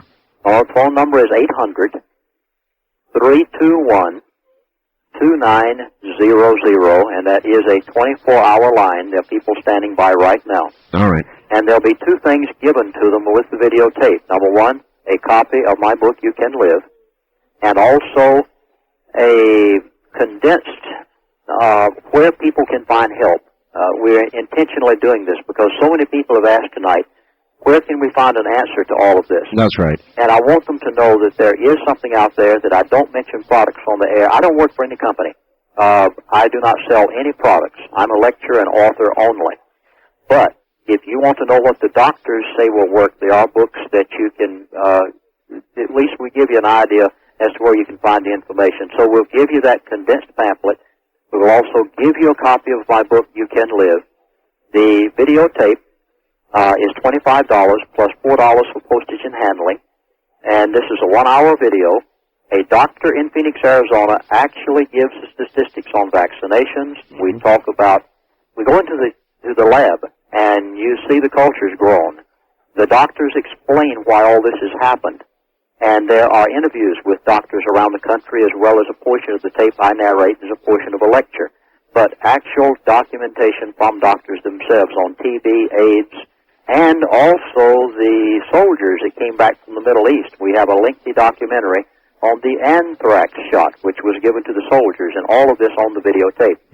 Now, if you'd like to order it by mail and you do not use a credit card, right, just write to video. Just make the check payable to video. Box 234, very simple, Box 234, McKenna, Washington. Spell it.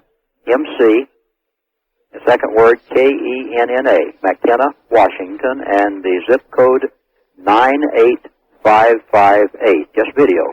Box 234, McKenna, Washington, 98558. Or call 1-800-321-2900, right? And there are people standing by on those lines right now to take your order for credit card only. I suspect they're probably sitting there.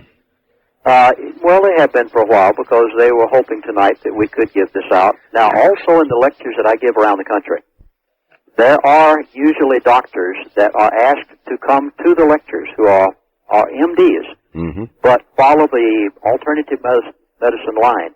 And I will be lecturing next weekend in Houston, Texas, and in the audience will be, as far as I know right now, 2 doctors, very reputable individuals who will be there to answer people's questions. And if you'd like to attend my lecture in Houston, Texas, a week from now, you can call 713-587-2020, and they can tell you the place of the lecture. But we do this all around the country because I don't want to leave people with a feeling of no hope, because it's quite to the contrary. Well, your offer to have the tape copied seems very sincere to me, Lindsay.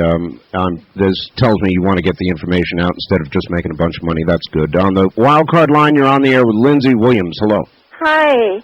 Hi. It's really nice to get through. I've been trying for some time. It's been very interesting. I'm Kathy from Phoenix. Yes, Kathy. Yes, and I'm so excited to get through. I've been involved in herbs for a long time because my husband died from cancer when he was 28 years old in 1975. So I've been studying the herbs, and I've had wonderful luck with the herbs, and especially the Chinese herbs, as they affect your immune system. And I've dealt with a particular company. I won't say the company on the air, but gosh, they seem to have known about this for a long time. Recently, my 8-year-old daughter came down with some flu-like symptoms, and I don't go to doctors. Well, I didn't know if it was going to be bacterial or viral. So I called up my friend who's kind of like an upline distributor and supervisor in this company, and she just said, well, get one of each. If it's viral, use this, and if it's bacterial, Bone Set will help with all the flu symptoms. I said, Bone Set? What in the heck is that? She said, well, it's an herb, and it'll help all the flu symptoms.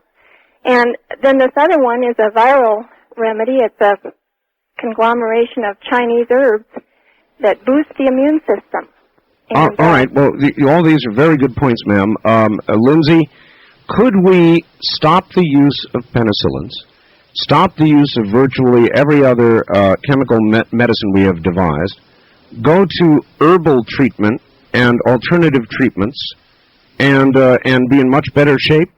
Humanity did prior to 50 years ago, and they got along quite well. People living in the rainforest today who have no knowledge of modern-day civilization use the bark, the leaves, the herbs, and they say they can cure most anything imaginable except maybe Ebola. Yeah, but sometimes they also drop dead of infections. It could be cured with a little shot of penicillin, right? Yes, but then if they built up that immune system deficiency as a result of the use of the penicillin, then the next one might get them. So, yes, there are places for all of these things. But personally, now you're asking me for my personal opinion. Yes. My wife and I would not be without certain oriental herbs that we use daily, and I will mention no company, because there are many of them out there. But they do work, and the Orientals have known this for thousands of years and have developed them. All right. Dear Art, please ask your guest to comment on the swine flu vaccination program during the 70s from Dave in Portland. Well, swine flu vaccine, I think, could possibly be answered by the doctor's talk on my video about vaccinations.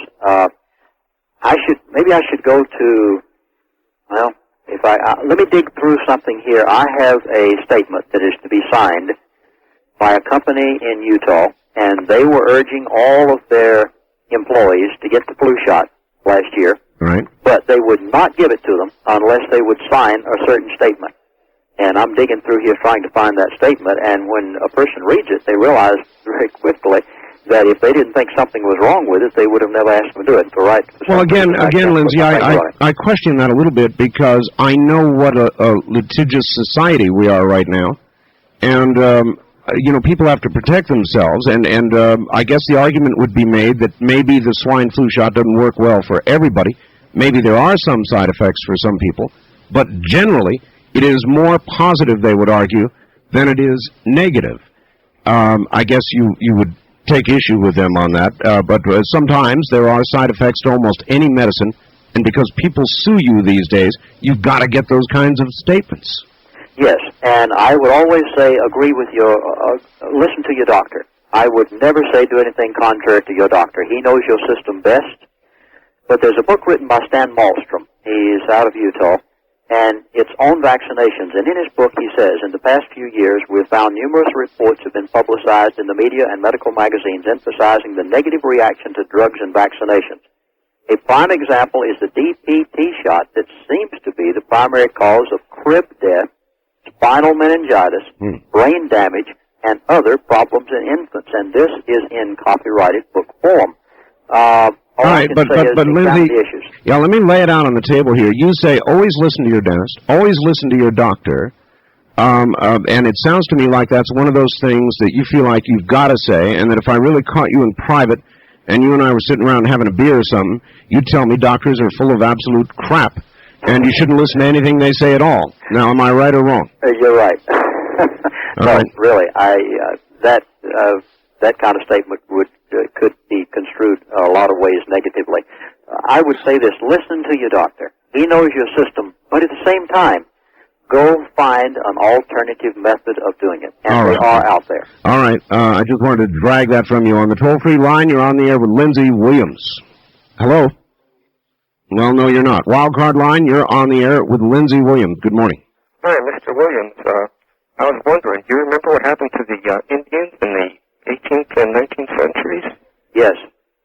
When they came in contact with the white men? They didn't use herbs or processed foods. I was wondering what wiped them out, and do you think antibiotics would help them? All right. Yeah, they came in contact with white men and new diseases all of a sudden that they hadn't faced before, I suppose, and they should have had great immune systems, sitting around eating herbs, doing things close to the earth, and yet they died like crazy, Lindsay. Well, I think what you mentioned a moment ago, Art, that when we're not out in public as much as some people might be, and you've said you haven't had a cold for a long time. That's right. And we don't come in contact with certain diseases, but that's what we are facing right now, is new mutated diseases that our bodies have not built up an immune system or have not built up antibodies against. And there again, if that immune system's not strong, we definitely are in trouble. But if it is strong, at least we have a chance. All right. On the toll-free line, you're on the air with Lindsay Williams. Good morning. Good morning. What I wanted to ask you, I've had great results with people with the colloidal silver and the pycnogenol. Okay, goodbye. I recognize that voice. I don't talk to that lady. On the wildcard line, you're on the air. Good morning. Yes. This is Doc Conservative. Doc Conservative. All right. Well, you're on with Lindsay Williams. Okay. Yeah, I just really enjoyed hearing you.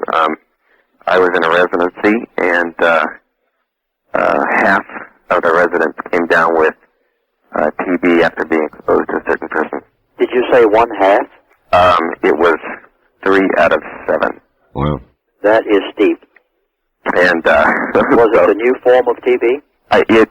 They said no, and probably not, but it was pretty scary. It was inner city on the East Coast. Well, I don't see how it could not be the new form if it was that contagious. That's airborne contagion, right? Well, they denied it, but you know, if it wasn't full blown, yeah, it looked like it wasn't. But I've seen some pretty scary stuff, and the guy who was poo-pooing what you're saying, he just doesn't know what's coming. Well, you do know the story that was written up in Time magazine about Westminster, California, where a 16-year-old Vietnamese immigrant had contacted a native land. 400 young people, 30% of the school came down with it, and 12 of them were diagnosed as having the new strain that is resistant to drugs. Well, this particular lady was Puerto Rico, and she had ended up infecting about 7 or 8 people in a short period of time. And I have seen, I also did work in Yale, and at times they say the hospital was 50% HIV positive. Oh, my. So that's why I'm not going to tell you anything more about who I am or anything like that. All right, caller, good enough. Also, Lindsay, there was a story about a half a year, maybe even a year ago, about a school somewhere in the Midwest which had a horrendous HIV infection rate, and nobody could figure out why. Even though they had not had the general run-of-the-mill methods of contracting it. Yeah, that's right. Mm-hmm. Yes, in fact, there are articles coming out now on that subject in the medical periodicals on HIV, and if we had another hour. But anyway, we do have another hour. You want to stay around? Oh, I'll be glad to stay with you. All right. In fact, I'll dig that article out and see if I can find it. And it talks about how they contracted it. All right. First-time caller line. You're on with Lindsay Williams. Hello. Hi, yeah. This is Craig in Chico. Yes, Craig. Hey, this sounds like more snake oil to me. I have a question. I haven't heard any independent confirmation of your observations. Well, he's been laying down documentation all along the way. It's not documentation. It's just hearsay. No, sir, it is not. They are quotes from physicians, Time magazine articles, all the rest of it. You have not been listening to be able to say that. No, actually, you believe everything you read? No. I believe it when I read it in the Journal of the American Medical Association and other very prominent medical periodicals. Yeah, why don't you give us, caller, give us a specific that you take issue with. Go right ahead. Well, actually, I'm not picking a specific because if you pick up USA Well, then Today, your criticism is diminished if you can't give us a specific instance. well, the problem is I haven't heard true specifics from your guest. Okay, then demand one now. Well, what I'd like to hear is a